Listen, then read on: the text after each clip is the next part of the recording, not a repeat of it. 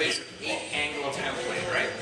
The star that's on the floor, or the one that used to be on the wall, is like our basic 8-pointed star. Ocho Taros, it's 8 angles of attack, alright? So we're going to review those real quick. They're principles. These 8 angles and 8 points and the apex, the center line, are basically that you can superimpose that diagram over top of any opponent and work those angles and go from there. So head, uppercut, uppercut, side, side, down, and a backwards thrust back into one, right? Now that upward thrust, poke, low level, medium level, high level, right? And just for ease, we come to the other side. Straight back down into number 1 again. Okay? So this is a Canadian system.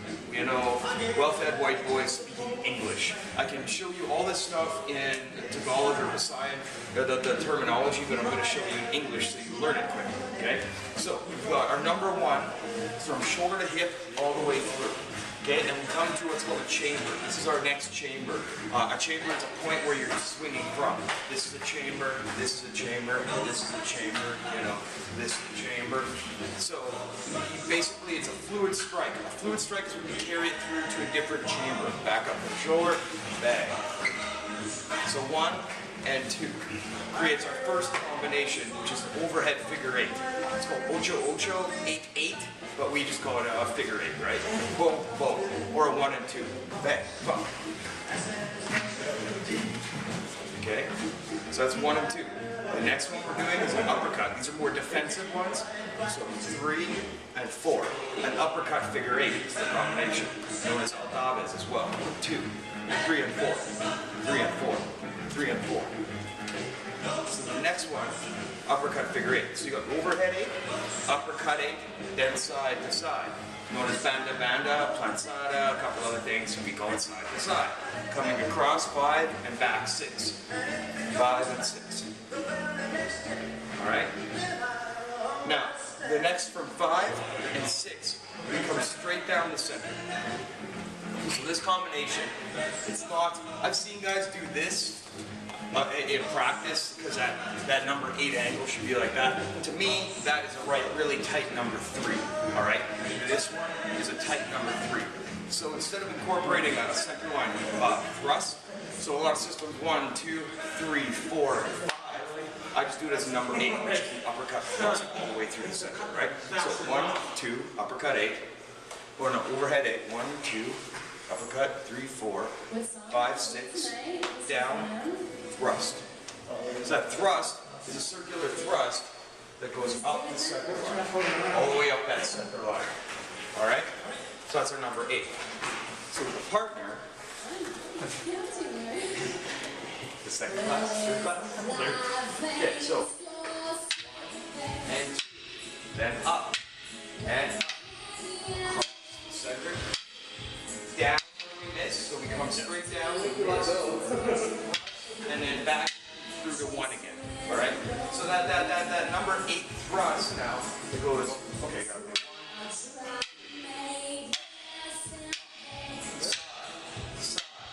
Missing, and then now we're simulating a center thrust in, twisting, dragging out to our first block we learned, and then around to 1 again. That's where the partner.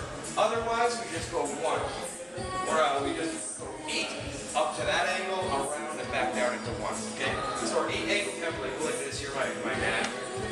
1, 2, 3, 4, 5, 6, 7, 8. Right up the center. And that 8 could be pen, all the way up there, right? So even if I did this, it's bent over, crap, right? So this is with a stick, but obviously the applicability with a knife or a sword is there, right? Pop, pop, cut, thrust. Okay, so that's our 8 angle template. So what do you guys want?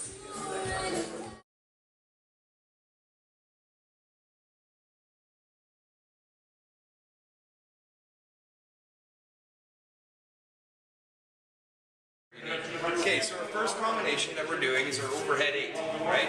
We're kind of here, 1 and 2, 1 and 2. So that's our first combination. It's overhead figure eight. Ocho ocho. You know, there's entire systems of Filipino martial arts based on this one combination, right? But ocho ocho, eight, what we call it figure eight.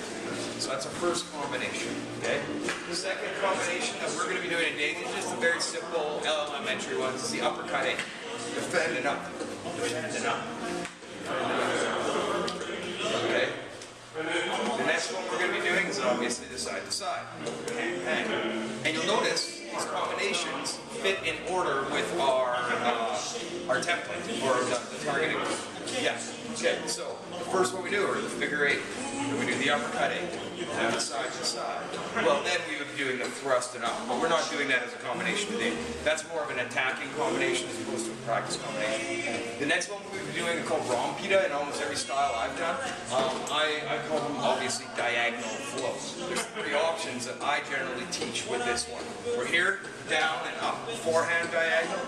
So we're coming down on one and back up on number four, right? According to our template, right? Otherwise there's a backhand one and maybe we end up chambered over here, down and then up. Down and up. But more than likely, it starts from the uppercut diagonal, where we're here, we defend and hit back down. These are called rompita. In most systems I've trained in, but we call them diagonal flows, the diagonal combinations, right? So we've got overhead eight, uppercut eight, side to side, forehand diagonal, uppercut diagonal, or if we're over here, uppercut diagonal is the same thing. It just depends on which one you're starting with, all right? So you can even leave it out, because if you're practicing this, yeah, exactly, it's the same deal, right? So 1, 2, 3, 4, 5, 6, that's our first three combinations. Diagonal 1, diagonal 2. Wrong. Okay. So now what we're going to be doing is coming in my head. Whoa! It's a retreat and return drill, right? It's also known as retradas. Because it's my program in English, I'm going to call it retreat and return, and nobody can give me hell because I'm not doing proper Filipino terminology, right? Okay, so these combinations can work either as offensive or defensive or as a retreat counter attack, right? So as he's coming in, we're going to start with the overhead eight, for example, right? So he's coming in, boom, hit him in the hand. As he retracts, I hit him in the head with the number 2, right? So, grab, hand, head. The idea is that he would be following me. But you know, it's his third class, so he's just doing his thing. Otherwise, we can do the uppercut, the Aldagas uppercut. He's coming in my head, boom, and I come back in. This is all against our number 1 angle. Although technically, if you pay attention, this should work. Some will work better than others. Let's see, he's coming at a side hit. Wow. I'm just in a figure eight combination against a side hit. Right? Let's say he's coming on the number 2. He's going to hit me here. Right. Trying to hit the hand, and then going into the head. And head. So that same combination should work against multiple different offensive things, right? Maybe he's a bad guy, and he's a big monster farm. And he punches me. Oh, have I hit him in the head? No, but I sure took his hands out. You know what I mean? Some big rig worker hops on his monster truck at me, and he's like, oh, well, he's swinging at me, I'm just hitting him in the hands.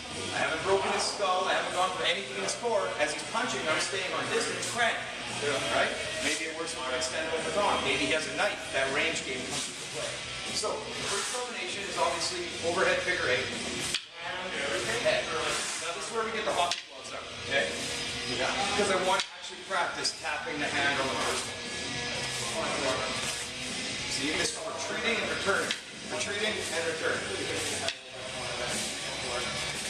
Eventually, he will learn to block that second hit, but this is the first time he's done it, so it's not a big deal. So obviously, the second combination, the same thing. He comes in on 1, up, and up, and up. Ultimate. He's coming on number 1. I'm practicing that combination as a counter against his number 1. Boom, crank it to his elbow. Boom. With a stick, we're aiming for bony parts. With a blade, we're aiming for fleshy parts, right? The The maxim is wood seeks bone, steel seeks flesh, right? So, up, into the elbow. Up, into the elbow. Just giving it to you. What a nice partner. Okay, side to side. It's the same principle. He's coming in on one. We'll just go, he's coming on one. And cross here, and come back with the baseball bat. We do a technique a lot called dos manos, where we reinforce our wrist. And it's in here, and then baseball bat, right? Functional. The diagonal forehand one is this. He's coming in, crack, as he retracts his arm, because it hurts, into the elbow, right? So again, hand into the elbow, hand into the elbow. If for some reason he just sticks his head out, you go into his head, right? The uppercut diagonal flow, he's coming in, up underneath, and then back down. Underneath, back down.